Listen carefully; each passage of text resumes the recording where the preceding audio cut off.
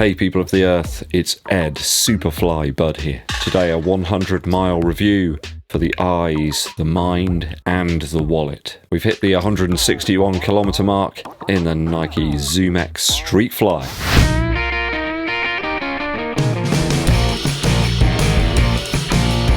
Hey cats, welcome back to the channel. If it's your first time here, hit that subscribe button and click the bell below for notifications of when I roll out these strange videos for you. It also helps the channel out a huge amount if you give this video a thumbs up like, but also share it with your running buddies. Cheers, me dears. The Streakfly was a shoe that I had very high hopes for. It was a new year.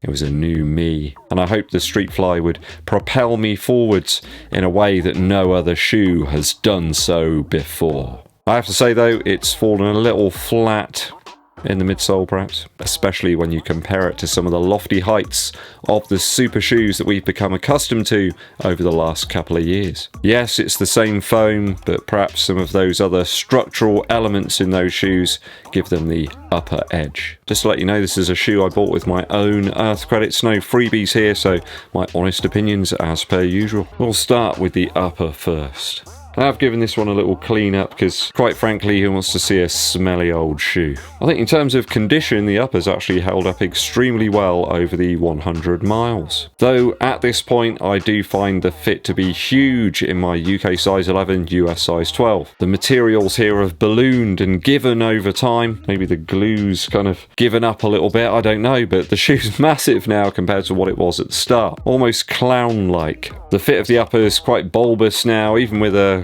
quite thick sock. There's lots of creasing and quite an uncomfortable fit around the toe box. You have to cinch the laces to within an inch of your life. And it just looks quite unsightly once you've actually tightened them up. I've got a reasonable sized foot, like a normal width foot, and I've got a big problem. Actually, the only other shoe I can remember that's had such a poor upper in terms of sizing was the Zoomfly 3 and 4. So durability, not really an issue in terms of actual wear and tear to the materials, but structurally it's just getting bigger. Normally it's like the other way around with a running shoe. It just starts to shrink a little bit perhaps as you use it, but not this one. I went true to size in the Streakfly, but I could have perhaps easily gone for a 10.5, a half down from normal. So in hindsight, yeah, that's what I would have done, but nobody buys shoes in hindsight, do they? Those perhaps with larger, wider feet might benefit from the roomy nature of the Streakfly upper. Certainly got a bit more width to it, and perhaps that might work for some people. I know a lot of people find Nikes a little bit narrow, but the change in sizing here over the course of 100 miles means I've got to lower my score for upper. I'm going to give it a 2.4 out of 3 after 100 miles. We're talking midsole now. Midsole wise, no real change in the response of that Zoomx material underfoot. I've kind of been using these as a daily shoe, I suppose, really, just a do-it-all kind of thing, and it works reasonably well for most sessions. A range of distances on the shorter side perhaps, and a host of different paces has shown the Streakfly to be a relatively versatile shoe. Certainly in terms of the midsole feel, it's always been comfortable and forgiving, though I found the midsole does begin to bottom out if you hit around mile 9 or 10 of a run. As such, that's their limit for me, and probably most won't take them anywhere near that distance anyway. I often think that the next percent or the Vaporfly 4% plate would be about where the Streakfly's 4-foot cushion would be, and as such there's only really a little bit of rubber and road underfoot, where you typically have a bit more foam sitting there with those more expensive race shoes. The shoe for me though really does shine with those interval and repeat sessions, where you've got a faster paced blast followed by some type of recovery. The Streakfly is absolutely fantastic for that. 400, 800 or 1 kilometer repeats followed by a bit of recovery. Yep, absolute dynamite territory for the Streakfly. It's forgiving when you want the recovery part there. Something underfoot is nice and squashy, but when you pick up the pace, it's nice and responsive. So a good balance there for that type of session. Not the greatest for steady sort of faster paced runs over distance or any long distance sessions. It's just a harder ride. They just begin to feel like they're lacking a little bit and it's bottoming out. For the extended faster paced runs, it just doesn't feel like it has that response there, that snap that we want. The rigidity just isn't there either. It just Well, there's none. That piece of plastic that's there as a shank does not an awful lot. So it rules it out really for me at higher paced race efforts or threshold sort of zone. The midsole's a tad creased up here and there, but you get that from Zoomx straight out of the box. There's enough here though to keep the legs relatively fresh if you use it on a daily basis between 7 to 8 miles a day. That's what I've been doing, feels fine. There are some rips and tears to the exposed midsole material in the outsole, but I'll get to that in a moment. A very light, versatile and nimble midsole here, which would suit some lighter runners, perhaps with a slight build with very wide feet. So not all that many people really. Nowhere near in the same category as the Takumi Sen 8 from Adidas. So if you're thinking about buying one or the other, for racing perhaps, just go with the Adidas shoe. I find this one a good training tool, and I think you guys will, you track tyrants or road rebels. Just lacks the snap that some will desire in 2022. I think old school race flat fans will dig this one though, so maybe try it out if you like that type of thing. I'll give it a 2.6 out of 3 for the midsole after 100 big ones. Outsole now. So outsole, along the lines of the midsole here in terms of score. I like the flexible and tacky rubber in the mid to forefoot of the Streakfly. Very little wear there.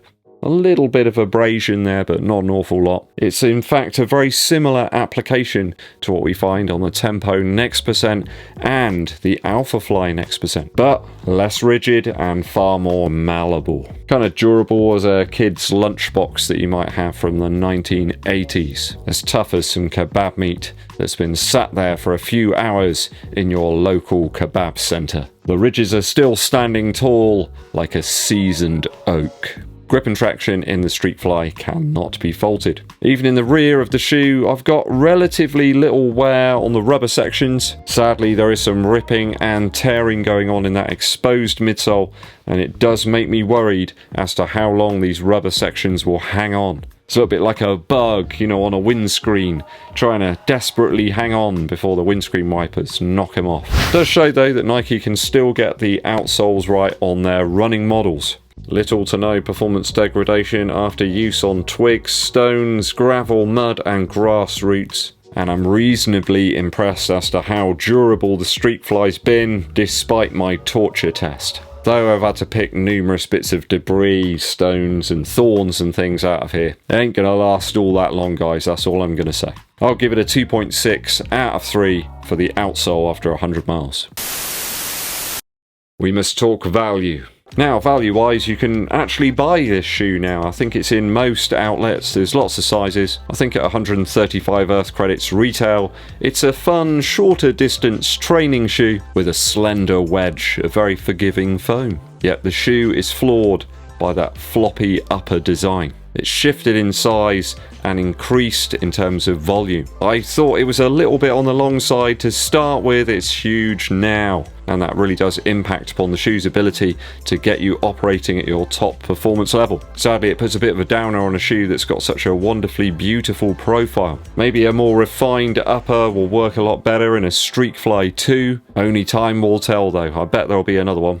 Well, depending on how it sells now. I noticed that even Sports Direct, the UK's sort of bottom dollar discount store, has got them in stock. So you've gone from people selling them at a huge inflated price on StockX to Sports Direct in a few weeks. Not the greatest value score in the world, a 2.4 out of 3 after 100 miles. If I've totaled the scores up correctly, that gives us 10 out of 12 after 100 miles for the Nike Zoomx Streakfly.